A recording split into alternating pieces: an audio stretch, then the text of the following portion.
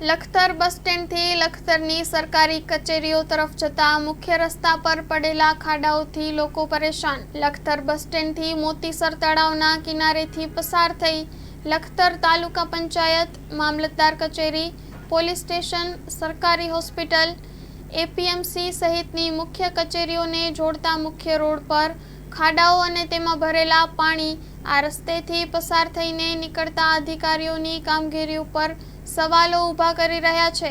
રસ્તા પરના ખાડાઓને કારણે વાહન ચાલકોમાં અકસ્માતનો ભય જોવા મળી રહ્યો છે।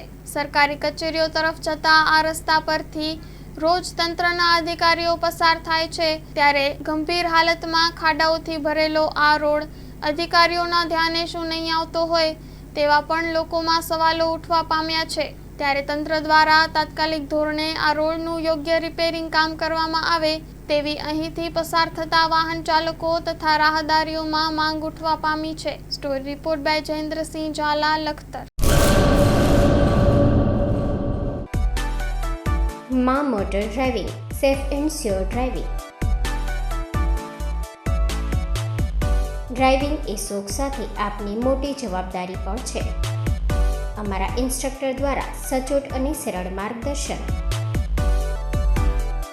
આપની રોજની તાલીમની માહિતી મેળવીને શું અધુરાશ છે એના ઉપર પૂરું ફોકસ કરાય છે।